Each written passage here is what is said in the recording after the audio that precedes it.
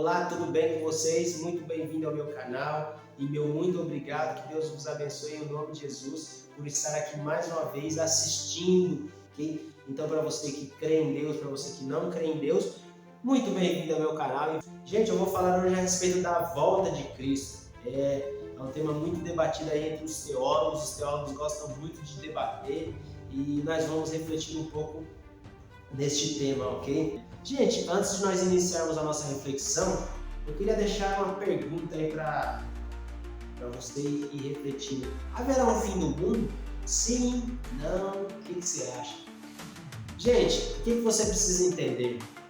Hoje em dia é ensinado que o mundo ele vai acabar da seguinte maneira: um meteoro enorme vai cair na Terra e vai destruir toda a humanidade. As pessoas veem o fim do mundo desta maneira. Mas, gente, não é o que a Bíblia nos ensina. Vamos refletir hoje que os acontecimentos do fim estão ligados à eternidade.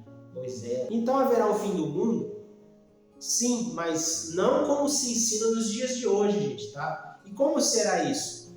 Por amor ao homem, Deus revela os acontecimentos preparados para o fim. Então vamos ver alguns deles hoje. E um dos acontecimentos do fim, um dos principais, é a volta de Cristo. Ok? Iniciarmos a nossa reflexão de hoje, vamos ler Atos 1, verso 9 ao 11.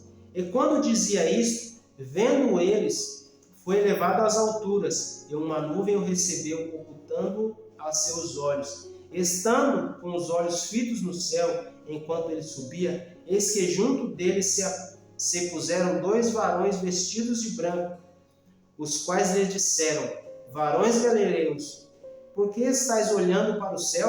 Este Jesus, que dentre vós foi recebido em cima no céu, há de vir como para o céu o viste ir. Então vemos aqui Jesus, quando encerrou seu ministério aqui na terra, ele foi levado aos céus. E estes dois seres aqui se apresentaram e falaram assim: o que vocês estão olhando para cima? Este mesmo Jesus que vocês estão vendo subir, da mesma maneira que ele subiu, vocês vão ver ele descer. Para quê? Para buscar a sua igreja. E essa promessa de que Jesus foi e um dia vai voltar, eu já começo te falando aqui, não tem como saber que dia e hora Jesus vai voltar. Há muitos falsos profetas por aí, várias igrejas, várias denominações que dataram a volta de Cristo. Mas, gente, Jesus, quando esteve aqui na terra, ele falou que é impossível de saber o dia, ninguém sabe o dia ou a hora, ok? Então não crê em qualquer coisa por aí. São alguns fatos importantes que vão acontecer na volta de Cristo. O primeiro dele é a volta de Cristo, acompanhado da ressurreição e do arrebatamento dos salvos. Aí você fala, ressurreição? O que é isso? Eu nunca ouvi na minha vida. Pois é, nunca te ensinaram. 1 Tessalonicenses 4, do 15 ao 17. Dizemo-vos, pois, isso pela palavra do Senhor, que nós, que ficarmos vivos para a vinda do Senhor, não precederemos os que dormem, porque o mesmo Senhor descerá do céu com alarido, e com voz de arcanjo, e com a trombeta de Deus, e os que morreram em Cristo ressuscitarão primeiro. Depois nós, que ficarmos vivos, seremos arrebatados juntamente com eles nas nuvens, a encontrar o Senhor nos ares, e assim estaremos sempre com o Senhor. Seremos arrebatados, nosso corpo será transformado, e aqueles que já morreram ressuscitarão primeiro. Isto é a volta de Cristo, gente. Quando Cristo voltar, aqueles que morreram, que estão salvos, serão ressuscitados e terão seus corpos transformados. Pois é. Então, ou seja, na terra haverá a primeira ressurreição, que é a dos salvos. E os salvos que estiverem vivos serão transformados e subirão juntamente para o encontro com o Filho de Deus. Isso está registrado também lá em Apocalipse 20, verso 6. Bem-aventurado e santo aquele que tem parte na primeira ressurreição. Sobre estes não tem poder a segunda morte, mas serão sacerdotes de Deus e de Cristo, e reinarão com ele 1000 anos. Não vou falar hoje sobre o milênio, porque há várias linhas de pensamento que não cabem aqui neste vídeo. Eu quero falar principalmente da volta de Cristo, que é o que o crente, o Filho de Deus, tem que se preocupar. Todo ser humano tem que se preocupar com a volta de Cristo, ok? Você tem que fazer parte deste povo que vai morar com Deus. O restante é menos importante, tá, gente? Porque uma vez que você foi arrebatado, é o que importa, tá bom? Não que eu estou desprezando as demais coisas, só para você ter em mente, ok? Porque do que adianta eu saber todas as linhas de pensamento e afirmar, eu sou isso, eu sou aquilo, eu sou milenista, eu sou pós-milenista, eu sou pré-milenista, eu sou meso, isso, aquilo, gente. E a pessoa não tem uma vida santa diante de Deus. Se Jesus voltar, essa pessoa não vai ser arrebatada, porque ele não vive de acordo com o padrão de Deus. Já nós vamos falar um pouco a respeito disso. Então lembra que eu falei? Saber e conhecer são coisas totalmente diferentes. Você se pergunta, o que é o arrebatamento? Arrebatamento é você ser tirado à força, repentinamente da terra. É o que vai acontecer na volta de Cristo. Quando Cristo voltar, a Bíblia diz que nós seremos transformados. Eu falei isso no vídeo anterior. No abrir e fechar de olhos, seremos transformados. E o corpo que é corruptível vai ser incorruptível. O corpo que é mortal vai ser imortal, ok? E nessa fase os crentes serão julgados para recebimento dos galardões e não pelos pecados, tá, gente, que cometeram, porque eles já são salvos. Vou ler para você em 1 Coríntios 3:8. Ora, o que planta e o que regam são um, mas cada um receberá o seu galardão segundo o seu trabalho. Então vemos aí um pouco a respeito da volta de Cristo. Ele virá a qualquer instante. Não sabemos o dia, a hora, quanto tempo vai levar, se é amanhã, se é semana que vem, se é mês que vem, se é ano que vem, se é o século que vem, se é o milênio que vem, não tem como saber, gente, tá? Mas um dia ele virá para buscar a sua igreja, arrebatar o seu povo. Como que você se prepara para a volta de Cristo? Isso também serve para a sua vida, se caso Cristo não voltar e você vier a falecer, você tem que estar pronto para a eternidade. Então, esses conselhos servem para os dois tipos, tanto para quem um dia, infelizmente, vier a morrer, ou se essa pessoa, Cristo voltar antes, tá bom? Primeiro ponto, vigiando e orando sempre, gente. Vou ler para vocês em Mateus 24:42. Vigiai, pois, porque não sabeis a que hora há de vir o vosso Senhor. Vamos ler também em Marcos 13:33. Olhai, vigiai e orai, porque não sabeis quando chegará o tempo. Então, ou seja, nós temos que estar sempre em constante vigilância, orando a Deus. Se você não está vigilante, não ora a Deus, meu querido, minha querida, você está correndo um risco. Se Jesus voltar, você vai ser pego de surpresa. E não são as suas teorias, suas linhas de pensamento que vão te garantir o seu arrebatamento com Cristo. Não. A vigilância, a oração com Deus. Estudar é muito bom, mas não se esqueça do seu devocional com Deus. Um segundo ponto, estando firme com Jesus. Primeira carta de João 2:28. E agora, filhinhos, permanecei nele, para que, quando ele se manifestar, tenhamos confiança e não sejamos confundidos por ele na sua vinda. Então nós temos que estar firmes com Jesus. Um ponto importante também, crendo que a sua vinda está próxima. Por quê? Porque se a pessoa ela fala assim, Jesus vai demorar, eu vou fazer o que eu tenho para fazer nessa vida e quem sabe um dia ele volte. Não, o crente, o Filho de Deus, ele não pensa nisso. Por quê? Porque ele quer morar com Deus eternamente. Por isso que ele pensa dessa maneira. Mateus 24:33. Igualmente, quando virdes todas essas coisas, sabei que ele está próximo às portas. Então veja que nós temos que crer que sua vinda está próxima. Nós temos que ter este pensamento, sempre aguardando a volta de Cristo, para não sermos pegos de surpresa. E nós temos também que ter paciência, viu, gente? Paciência. Tiago 5:7. Sede, pois, irmãos, pacientes até a vinda do Senhor. Verso 8. Sede vós também pacientes, fortalecei o vosso coração, porque já a vinda do Senhor está próxima. Então nós temos que ter paciência, aguardar a volta de Cristo. E para encerrar este ponto, que é um dos mais importantes, é você se guardar puro da corrupção do mundo, da concupiscência da carne, dos desejos da carne. Vou ler para você em 1 Tessalonicenses 5:23. E o mesmo Deus de paz vos santifique em tudo, e todo o vosso espírito e alma e corpo sejam plenamente conservados irrepreensíveis para a vinda do nosso Senhor Jesus Cristo. Então, o que é uma pessoa se guardar pura? Ela não se contaminar com as coisas do mundo, gente. Ok? Então, o que é se guardar puro? É você se manter irrepreensível diante de Deus, para quando Ele vier, você estar preparado para a vinda do nosso Senhor e Salvador Jesus Cristo. Então, mantenha-se puro, ok? Segundo o padrão de Deus, não segundo o padrão do mundo, tá, gente? Jesus ele prometeu que em breve Ele virá. Apocalipse 22:20 diz assim: aquele que testifica essas coisas diz, certamente cedo vem. Então nós devemos esperar Cristo, sempre dizendo, um termo muito usado no meio dos cristãos, que está lá em 1 Coríntios 16:22, que diz assim: Maranata, ora vem, Senhor Jesus. Então o crente ele tem esse anseio, esse desejo de que Jesus volte, para que essa pessoa salva, filho de Deus, possa viver eternamente com Deus. Então, gente, vimos aí alguns pontos importantes sobre a volta de Cristo, tá? Lembrando que eu trouxe aqui bíblicos, sem um viés teológico, para você entender o que é a volta de Cristo e você ter em mente que Cristo um dia ele vai voltar para buscar a sua igreja, ok? Lembrando que eu não vou trazer nenhuma perspectiva teológica, que eu já falei no início, porque não cabe aqui no vídeo. Este vídeo é um vídeo sobre devocional, sobre temas bíblicos, não sobre estudo teológico. Eu digo mais uma vez, eu não desprezo os conteúdos teológicos, os estudos teológicos, não, muito pelo contrário, eu estudo eles também para eu saber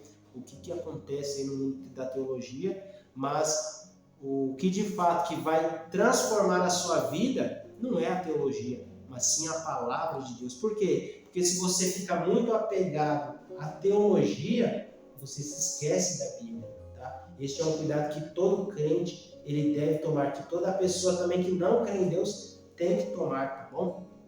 Porém, o importante é estar com Deus na eternidade. Isso que eu sempre falo para qualquer pessoa, independente do seu posicionamento teológico, o que você tem que pensar, o que você tem que querer, não é a teoria, mas sim você estar na eternidade com Cristo, tá bom? Isso é o que importa para o crente, para o Filho de Deus. Gente, nós vamos falar agora a respeito de um tema muito debatido também nos dias de hoje, dando continuidade aqui à nossa reflexão sobre a volta de Cristo. Nós vamos falar agora sobre céu e inferno. Tem muitas linhas de pensamento, tem gente que não acredita no céu, tem gente que não acredita no inferno, mas não cabe aqui, neste vídeo, abordar sobre isso. O meu tema aqui é bíblico, então eu vou expor para vocês o que a Bíblia diz, tá bom? Nós não podemos ver o que se passa na eternidade, no reino de Deus, lá na eternidade, no mundo espiritual, porque somos seres limitados, somos seres humanos. Então aquilo que está no mundo espiritual nós não temos acesso por causa da nossa limitação, ok? Mas de uma coisa nós sabemos, a Bíblia diz que no céu é um lugar de bem-aventurança, tá bom? Que nunca nós poderemos imaginar estando aqui na terra. Mas uma coisa nós temos certeza, a Bíblia diz que o céu é o lugar onde Deus habita. Daniel 2:28. Mas há um Deus nos céus, a qual revela os segredos. Então nós vemos que no céu é o lugar onde Deus habita. O Senhor nos levará para o céu. Essa foi a promessa de Jesus. Olha só o que ele diz lá em João 14:3. E vos levarei para mim mesmo, para que, onde eu estiver, estejais vós também. Essa é a esperança de todo filho e filha de Deus, de toda pessoa salva ou salvo. Vista de teólogos que acreditam que a eternidade será na terra, outros acreditam que será no céu, mas o que eu sempre digo, o importante, o crente tem que pensar é de estar na eternidade com Deus, é isso que importa para o crente, ok? Nós falamos aí um pouco do céu, agora nós vamos falar um pouco do inferno, gente, uma palavra muito difícil de engolir, onde ninguém não tem desejo de ir, não tem desejo de estar. Mas a Bíblia fala do inferno como um lugar de desespero, de extremo sofrimento e de onde jamais se retornará, gente. É um lugar de inquietação e desespero, vergonha eterna. Isso está lá em Daniel 12, verso 2. E muitos dos que dormem no pó da terra ressuscitarão, uns para a vida eterna e outros para a vergonha e desprezo eterno. É um lugar, gente, onde jamais haverá oportunidade de salvação. Lançado ao inferno, a situação do ímpio será de perdição eterna, conforme está lá em Lucas 16, 26. E além disso, está posto um grande abismo entre nós e vós, de sorte que os que quisessem passar daqui para vós não poderiam, nem tampouco os de lá passar para cá. O inferno também, gente, é um lugar de extremo sofrimento e tormento. Olha só o que dizem lá em Lucas 16, o que está escrito em Lucas 16, 23 e 24. E no Hades, ergueu os olhos, estando em tormentos, e viu ao longe Abraão e Lázaro no seu seio. Lázaro é o mendigo, lembra a parábola do rico e do Lázaro?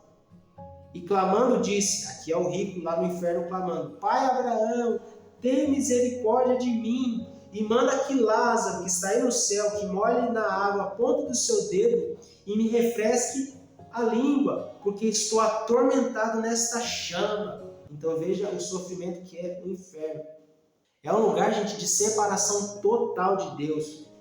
Na parábola do rico e do Lázaro, Jesus, ele contando essa parábola, ele diz que há um...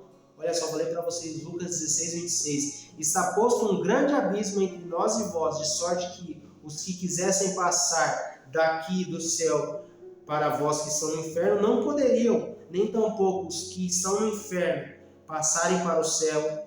É impossível disso acontecer. Então, gente, após a morte não há segunda chance, ok? Conseguimos refletir o que é o inferno. Por isso que inferno, toda pessoa que ouve essa palavra, ele fala inferno, não é coisa boa. Então nós entendemos o que é o céu, o que é o inferno, mas há também o lago de fogo. Vamos entender o que é o lago de fogo. Vamos ler também Apocalipse 20, verso 15. E aquele que não foi achado escrito no livro da vida foi lançado no lago de fogo. Então vemos aí o que é o lago de fogo, enxofre, que é a segunda morte que eu já expliquei.